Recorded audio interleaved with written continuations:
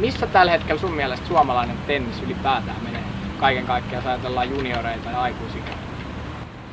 No tällä hetkellä junioripuolella meillä on muutamia ihan lupaavia pelaajia, jotka on jo vähän osoittanut menestystä Euroopan ja maailmankin kentillä.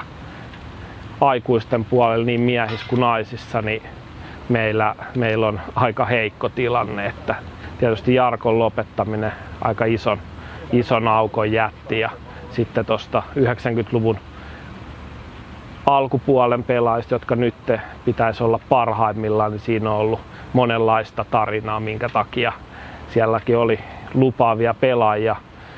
Kontisen Henri ehkä suurimpana, joka loukkaantumisten takia pystyy pelaamaan vain nelinpeliä tällä hetkellä, että ollaan vähän semmoisessa murrosvaiheessa. Onko mahdollisesti tulossa kansainvälisen tason pelaajia sitten, ihan ketä pystyy nousemaan tuonne Jarkon tasolle?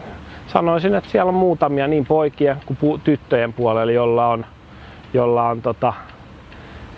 jos sitä vähän vertaa kilpakumppaneihin muualla Euroopassa ja maailmassa, jotka on siinä junassa, mutta että se on tietysti pitkä matka junioripeleistä ja niin sitten, että sä teet sen saman niin miehissä ja naisissa. Et potentiaalisia pelaajia on, mutta pitkä on matka. Ja valitettavasti tällä hetkellä ne kirittäjät siitä välistä vähän puuttuu. Mitä se niinku vaatii, että päästään sinne absoluuttiselle huipulle ja pystytään pelaamaan maailman kovimmissa turnauksissa, haastamaan niitä maailman parhaita? Totta kai se vaatii niin kuin huippuyksilö, joka vielä haluaa sinne mennä ja on valmis niin kuin sen matkan käymään.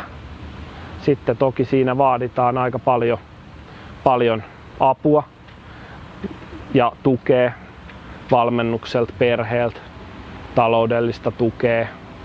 Tarvitaan pikkusen ehkä onneekin. Lähinnä tulee mieleen, että vältetään pahimmat loukkaantumiset ja karikot.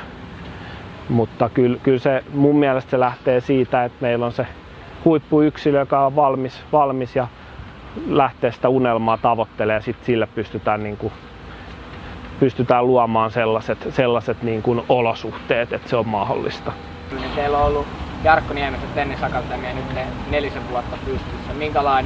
Minkälainen suunta sillä on ollut tähän mennessä? Siinä niin kuin se ajatus, mikä niin kuin silloin kun Jarkko Akatemiaa perusti, niin oli varmaan toinen se, että me pystyttäisiin luomaan ne olosuhteet, mitä se huipulle nouseminen tai ainakin sinne niin kuin tavoittelu niin kuin vaatii, niin me pystyttäisiin luomaan ne Suomeen. Me pystyttäisiin luomaan ne, tietysti jos me niin kuin keskitetään pikkusen, niin me pystytään luomaan ne niin kuin myös taloudellisesti. Taloudellisesti ei tarvitse luoda niitä 6 tai 10 paikkaan Suomessa. Ja sitten myös sellainen, että keräämällä parhaita junioreita yhteen, niin me pystyttäisiin sitä niin kuin päivittäistä vaatimustasoa nostaa ja sitten näiden tietysti toivoo, että ne pelaajat ja nuoret niin toinen toistaan kirittää. Lahden verkkopallo seurataan U10 toimintaa. Mitä se on pistänyt sulle sille? Minkälaista työtä täällä sun mielestä tehdään? No, on ollut tosi mukava katsoa sitä, että on sellainen innokas, positiivinen tekemisen meininki. On lapsia tullut lisää.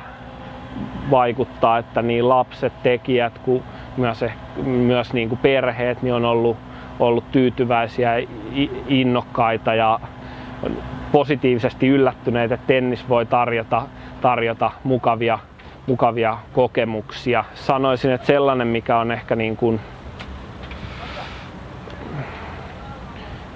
jopa poikkeuksellista, uskaltaisin väittää monessakin niin kuin urheiluseuratoiminnassa, niin semmoisen aika niin kuin avoimin silmin ja niin kuin on kokeiltu paljon uusia juttuja ja on vähän yritetty lajirajoja rikkoa ja sellainen niin kuin, mihin itse uskon. Että. No, kuinka tärkeäksi sitten näkisit tämän nykypäivänä? Paljon puhutaan tästä valmentamisesta ja lasten ohjaamisesta, niin tenniksen parissa sitten?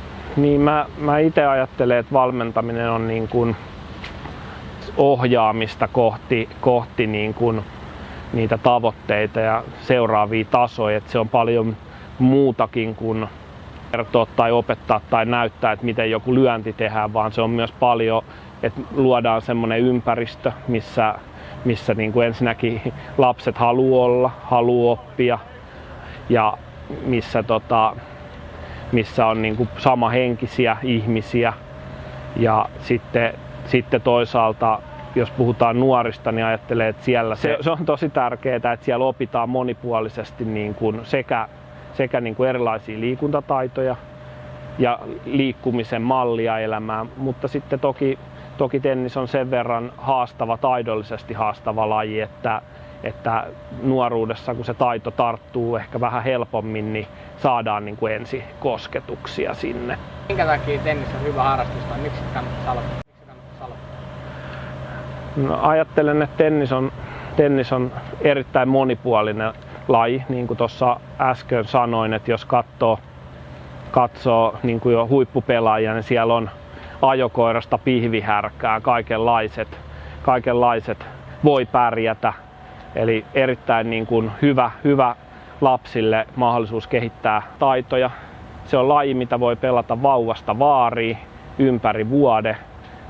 Voi yhdistää perheen kaiken tasoisille, kaikella monipuolisella tavalla voi harrastaa.